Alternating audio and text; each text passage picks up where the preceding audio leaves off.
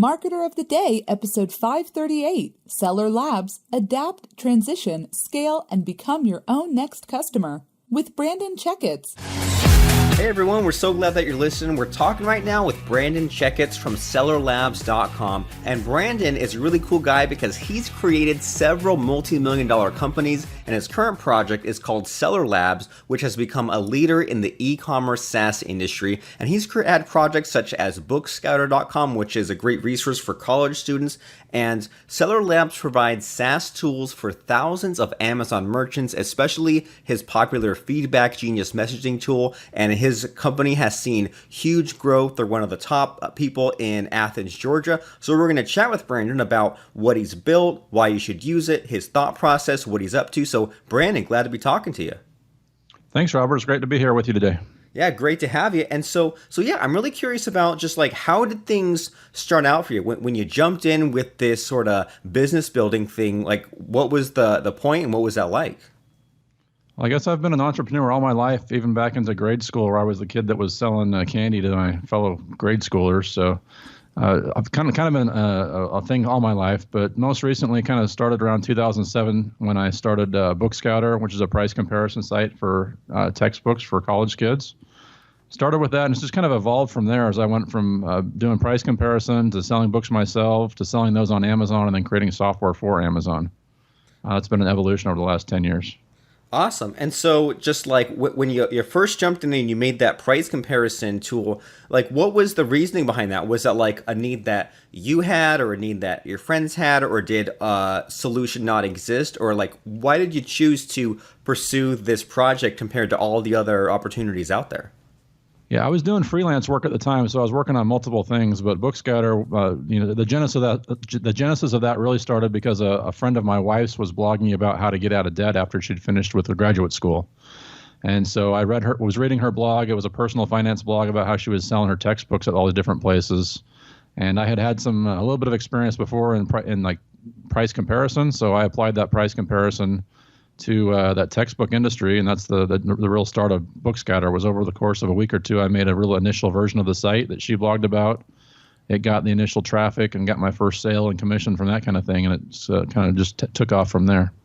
Super cool. So what I'm hearing is that you picked up an idea where you saw this technique and you thought to yourself, well, number one, I could create a piece of software that makes this particular technique really easy to do. And then number two, you said, well, I already have these skills from programming this price comparison stuff before. So combine those two things and put it into use. And the number three thing I heard from you is that you didn't make it super crazy, super complicated. It's not like you hunkered down for 3 or 4 or 5 years. You made that quick initial version in the first few days to get it out there. And so like, what was the business model in there? Like you say that you made a sale on that. Was that like you took a little bit of a commission for sales, or how did that price comparison tool you made make money for you? Yeah, I mean, you're exactly right on the history of all that stuff. But the business model for that was essentially an affiliate model where a price comparison site would compare prices from, I think, 5 vendors at the time. And I think only one or two of them had affiliate programs. So I'd signed up for affiliate programs on both of those. And then the first commission I got was, I remember, a $4 commission from Cash for Books, where it kind of proved somebody had used my site, found it valuable, clicked on one of the links, and then actually sent a book in. Super cool. And so then I got paid the commission on that. So that was awesome. Yeah, and it sounds like you didn't really have to make any kind of special deals. You just, if I'm hearing you right, you signed up for these different affiliate programs and then either like scraped their database or used their API or kind of built your own database table of stuff in there and just made it where someone could search one place, see the results from all these other things, and you were the kind of the connector. They were able to find that you're basically in a way creating your own sort of search engine, and then someone clicked through and then you just got a commission through your affiliate link. So it's not like you had to strike any kind of joint venture deal there. Yeah, you got it exactly right. That was the very easiest part of it. So again, I probably launched it before like only 2 of the 5 vendors had affiliate websites. I knew there was something of value to it, so it was worth building. But I didn't know like how much it was going to be. I didn't know if I was going to make $20 a month of this at 200 or 20,000. Like, and it was interesting and it provided some value. And if I could keep providing value for it, there should be a way to make money there. Yeah. And so when you were like making that and getting that together and getting it out there, do you think was there something special you tapped into? Like, do you think that like I guess what I'm asking is like, sometimes we're not motivated, sometimes we are motivated. So like what do you think got you, jumping in the gear and like doing this thing in a hurry? I don't know. I really felt like just sort of an internal drive. I remember during that time period, there was just an internal drive, like I wanted to finish it and wanted to get it done. So I think a lot of times people, at least people like myself, like to start a whole bunch of things, but are very bad at finishing them. And so it was kind of a drive to like get the thing finished where other people could use it, right? Because a lot of times as a software writer, I can write tools that I myself can use, but they aren't suitable for external or third parties to use. So just getting the site up to the point where it was usable by myself and usable by myself, but also where other people could just log on and use it, and getting it to that point where other people could use it and it made sense was kind of, took some determination to get it through that point. Again, it wasn't a long time. It was like 2 weeks or something. So it wasn't a lot of polished, but it got to the point, the minimum, you just had to prove that core functionality that was valuable to somebody. The functionality that somebody could put in one number, compare prices across 5 different places, and then get the information that they need, enough information for them to click a link and to complete the transaction to make a sale. Yeah, and I can relate to that a lot in that because I'm a programmer too, and I can relate to having my own quick and dirty tools or scripts or things like that where there's no motivation, there's no temptation to make it look pretty or to make it look very usable. It's like, well, I'm the only person using this tool, so I'm not going to make it super polished, to use your word. But then when there's that kind of like using your imagination and saying, okay, well, other people are going to use it, so I need to make sure that it has this extra functionality, but it's also easy to use and intuitive and all that stuff. So yeah, there's definitely a lesson there as far as like, some people out there who might have half-finished website or maybe notes that could turn into a book, just that kind of using your imagination and saying, well, who out there is going to use it? Let me clean things up a little bit so that way I get kind of excited thinking about, all the thousands of people out there who might read my book or use my tool or something like that. And so you said that this Book Scout tool you made, you had your $4 commission. And so I imagine that because we're talking here, you made a heck of a lot more than $4 from that. So how did that grow? What were the next few months like with that project?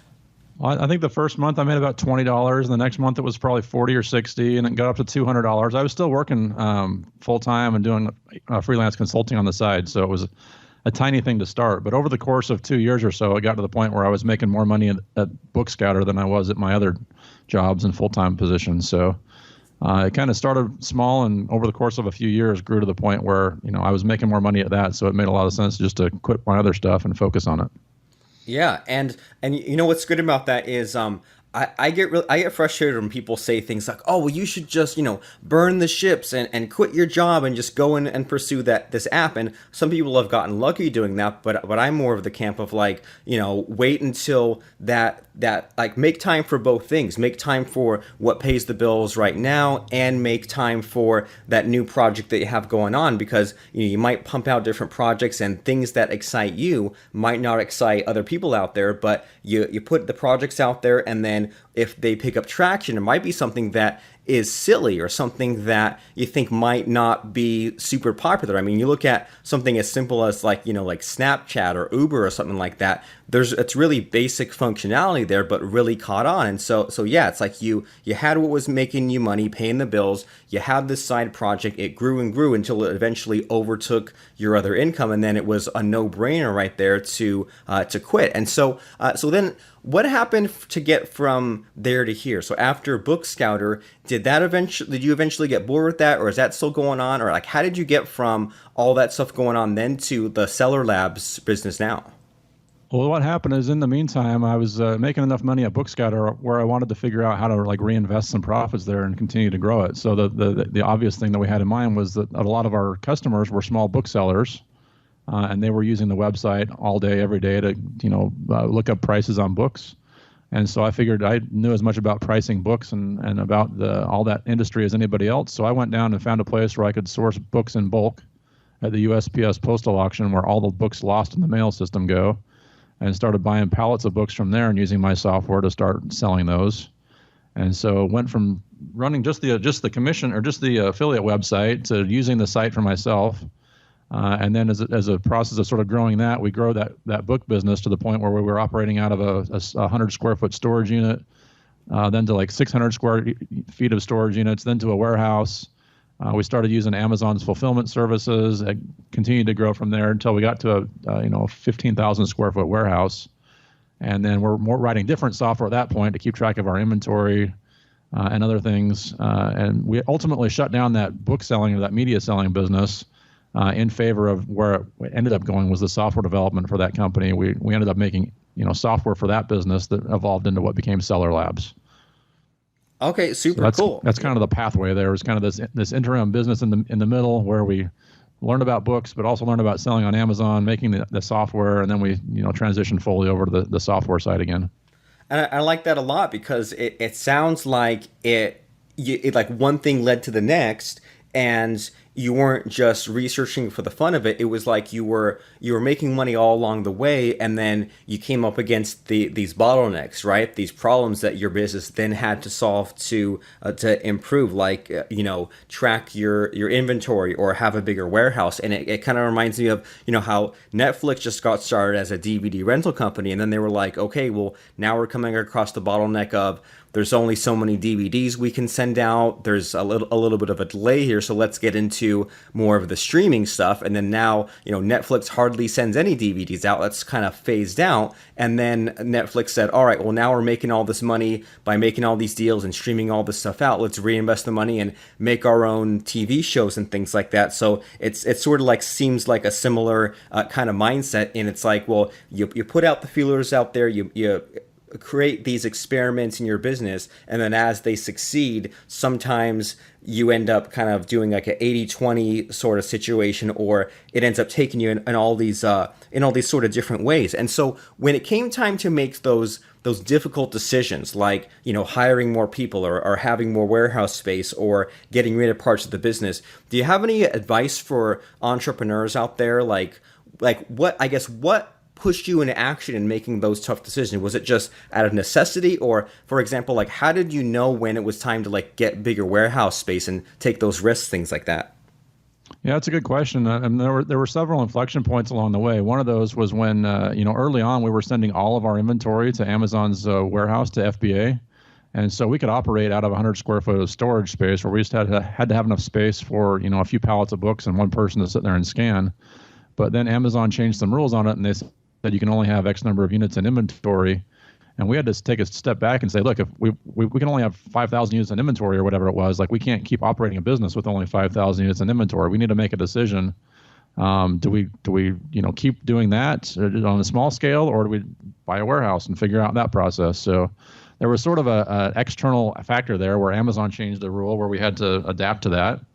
And other ones, for example, the transition from the book warehouse over to the software business, it just became sort of another inflection point. There was like we're spending a lot of time, effort on this book warehouse, and we seem to be doing all right at it. We're making a little bit of money at it, but what's the longer term vision for this? And in the book business and in most physical product businesses, your growth potential is limited by your how much capital, how much inventory you have. So we were comparing that with, what we really wanted to be kind of by nature anyway was more of a technical software company. But the nice side about the software business is it's got a much bigger upside, I guess. So we can develop software once and sell it a whole bunch of times.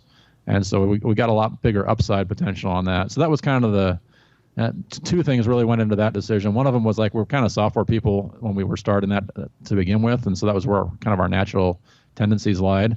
But the other side of that was like the business model for the software business was much more attractive than the business model for the book business. So at some point, you're kind of in the middle of this all day, every day, doing your job, keeping busy. But I guess I've had a pretty good ability to step back occasionally, take a look at things. And one of the things that I'll say, I think that actually makes that really important is to have a good handle on your finances.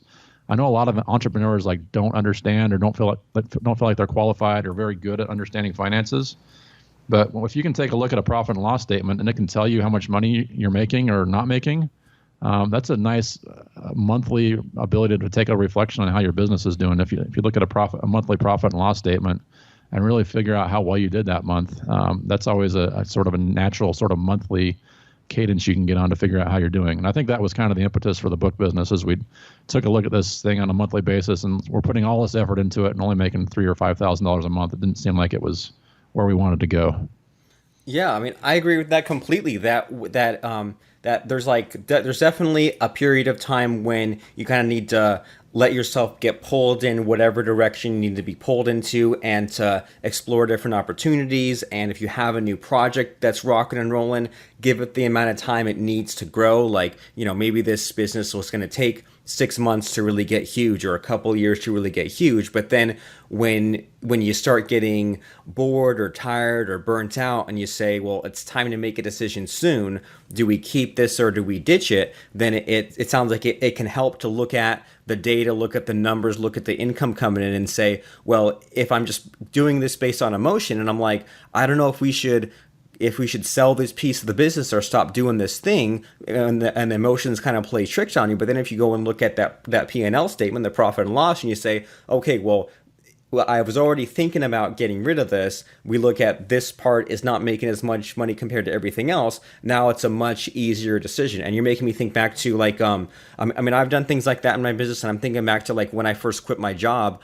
I was having that same sort of difficulty. I was like, it came to the day where I'm like, it's time for me to put in my notice. I hesitated, pulled up my bank account, pulled up the PayPal account in my business. I was like, okay, there's enough money in here that it would be a stupid decision to keep on going along this track. So I can definitely relate to that. And so now you have built this super awesome software as a service business called Stellar Labs. So can you sort of tell us what that's all about, and what it provides, and what kind of tools are in there?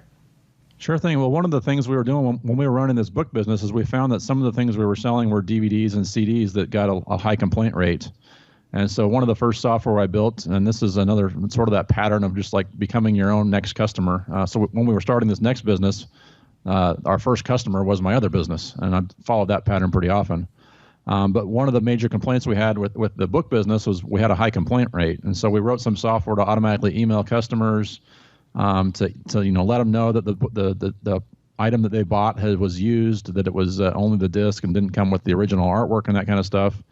And so that really became the next version of the first Stellar Labs product, which was a product called Feedback Genius, which is still very popular to this day.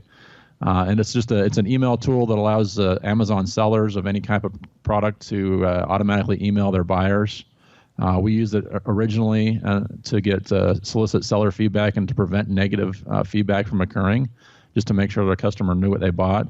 A lot of people use it today to ask their customers for product reviews, to reinforce their brand and that kind of thing.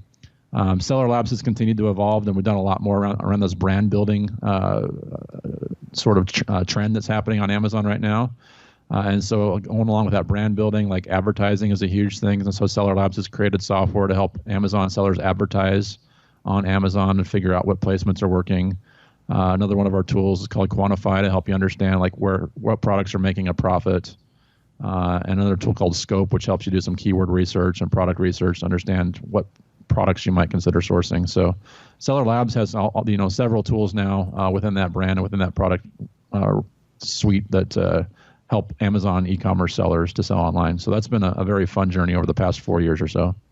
Super cool. It sounds like it, and as you're listing those tools, like the Feedback Genius to help solicit feedback and build and keep the branding consistent, and the thing to do with the advertising placements and Quantify and all those. It sounds like the recurring theme with all of this stuff is that we need the data to help make better decisions, or to check out these other opportunities out there. Whereas before, if someone has a Amazon business out there and they're selling physical products, and they might not be getting the number of views that they want, or they might be getting too many complaints, or they might not have the keyword research dialed in, then it sounds like it might be a really emotionally taxing and a time-consuming process if they just try to wing it and go about it alone and just try to figure it out. But sometimes it sounds like we need these software tools to really tell us in black and white terms, like what our competition is doing, or where we could improve, or things like that. So that's just kind of like a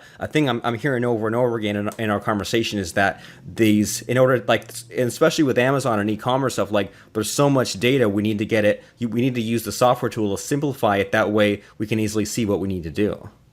Yeah, I think you're exactly right. We're kind of inundated with data a lot of times. We have sales data and predictions and all these numbers, all these things floating around. It kind of helps to organize that. That's what we hope some of our tools in Seller Labs do, is to help sort of automate or systemize some of the more menial tasks, so that you can really make the human decisions, the decisions that really need you as a business owner or a human to look at, are really kind of surface. So you're not spending your time on the lower level tasks that can be automated in some way with software, like sending emails or calculating bids.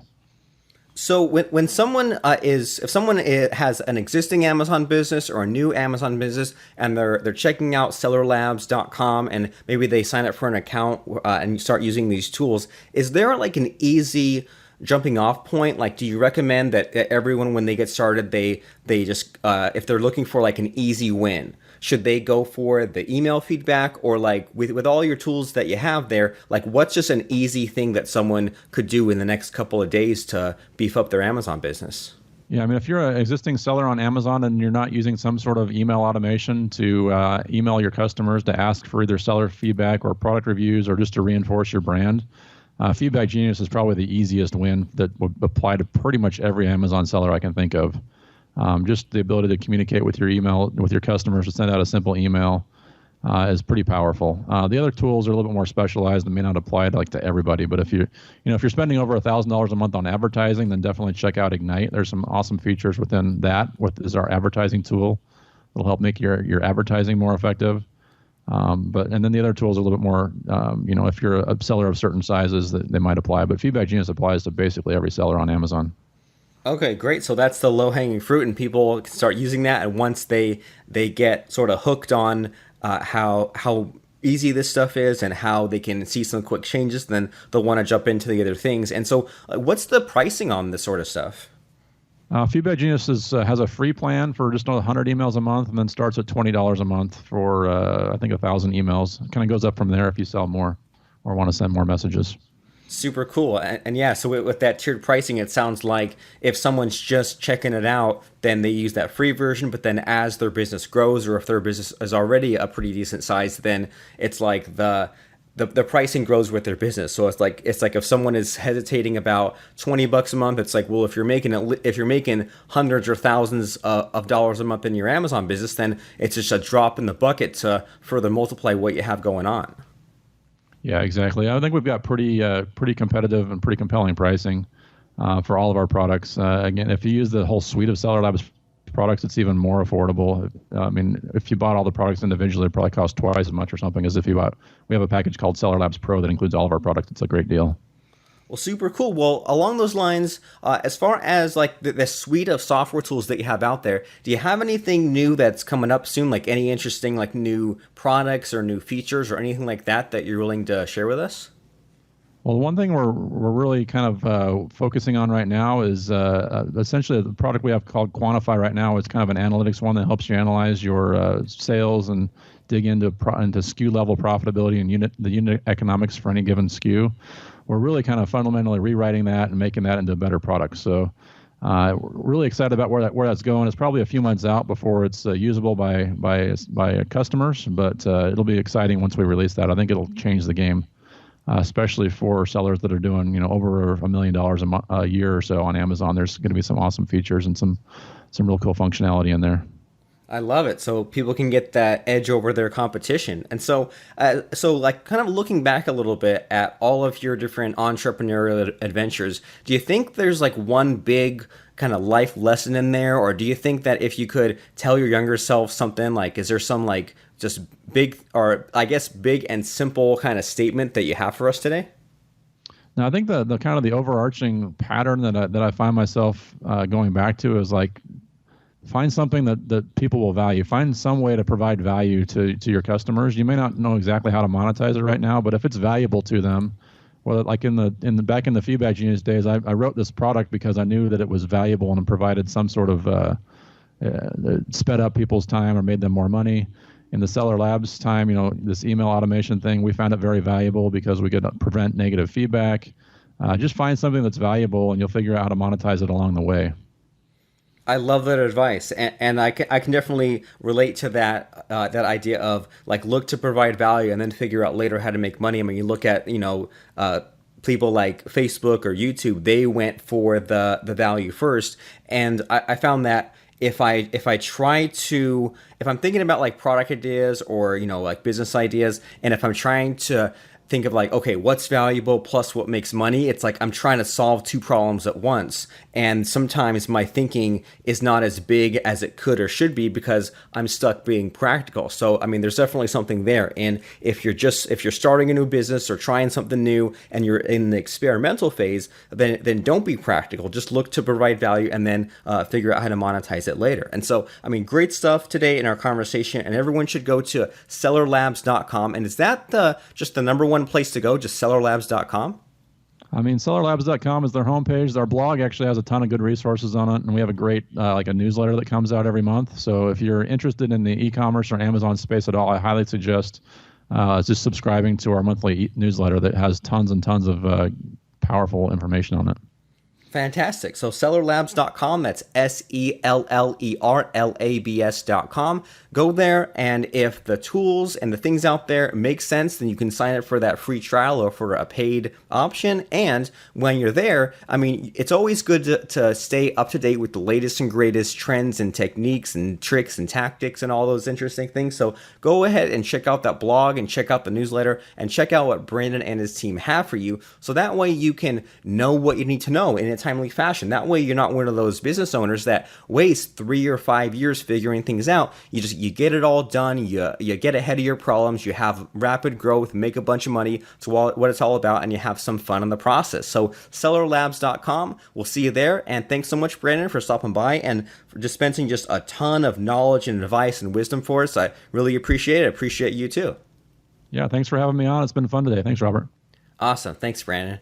Thanks for listening to today's program. Start from the beginning or view past episodes at marketeroftheday.com/episodes.